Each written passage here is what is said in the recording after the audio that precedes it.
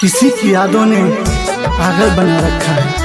कहीं मर न जाऊं कफन सिला रखा है। जलाने से पहले दिल निकाल लेना मेरे यारो, जलाने से पहले दिल निकाल लेना यारो, कहीं वो न जल जाए जिसे दिल में बसा रखा है।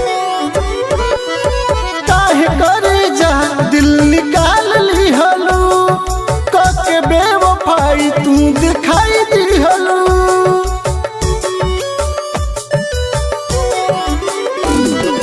काहे करे जा दिल निकाल ली हलू, के बेवफाई तू दिखाई दी हलू। नावे दूसरा के मेहंदी रचाई गइलू हो, नावे दूसरा के मेहंदी रचाई गइलू हो। हमरा जिंदगी में अगिया लगाई गइलू हो, हमरा जिंदगी में अगिया लगाई गइलू हो।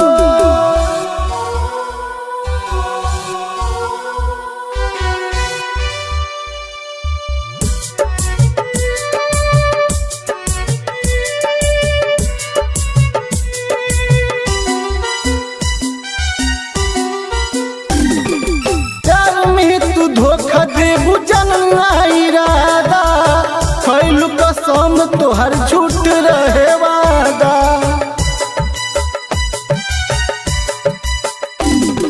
प्यार में तू धोखा देबू जनना इरादा, खैलू कसम तोहर झूठ रहे वादा। दर्द दिलवा के जख्मी बनाई गइलू हो, दर्द दिलवा के जख्मी बनाई गइलू हो।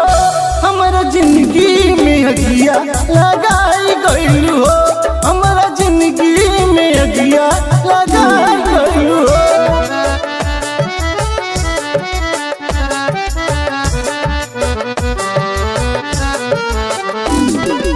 म्यूजिक बाय बिपनेश प्रेमी।